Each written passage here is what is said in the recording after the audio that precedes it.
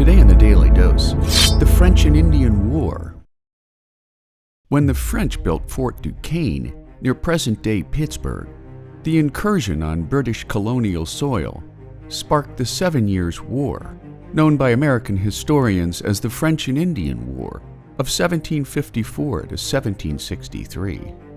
During the early years of the conflict, British war efforts were hampered by lack of interest back home and France's strong alliance with Native American tribes, which led to a succession of British defeats by colonial and British military leaders, including a young George Washington, General Edward Braddock, and Governor William Shirley of Massachusetts. The tide would turn in 1757 when newly minted British leader William Pitt borrowed heavily to hire Prussian mercenaries to fight the French in Europe, while reimbursing the colonies for their efforts to raise an army in North America. By July of 1758, British troop buildups in the colonies led to Britain's first significant victory at Louisbourg, near the mouth of the St. Lawrence River, followed by a second British victory a month later when British troops stormed Fort Frontenac, near present-day Kingston, Ontario.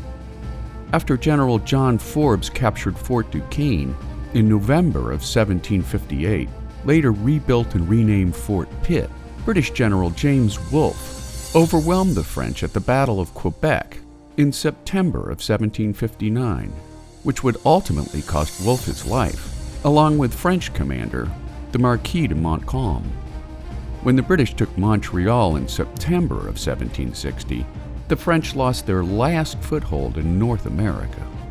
After Spain joined France in fighting the British, for the remainder of the war, Britain's focus shifted from North America to French and Spanish territories elsewhere in the world. The French and Indian War in North America ended on February 1, 1763, with the signing of the Treaty of Paris, obliging France to hand Canada over to Great Britain, while Spain ceded Florida to the British in order to regain control over Cuba, which in turn saw France cede Louisiana to Spain. While the removal of European colonial rivals from North America opened up the Mississippi Valley to westward expansion, the war doubled Britain's national debt, prompting King George II to reason that the 13 colonies should contribute to paying down Britain's war debt in return for its liberation from European colonial incursions into North America.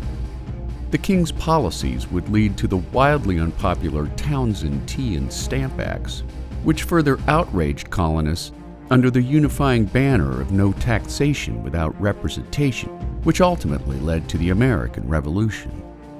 15 years after the signing of the Treaty of Paris, French resentment over its losses in North America would lead them to side with the newly formed United States of America in the Revolutionary War. And there you have it, the French and Indian War, today on the Daily Dose. Get your nerd on with the Daily Dose and learn something new every day. Subscribe to the Daily Dose on YouTube or sign up for emails at dailydosenow.com.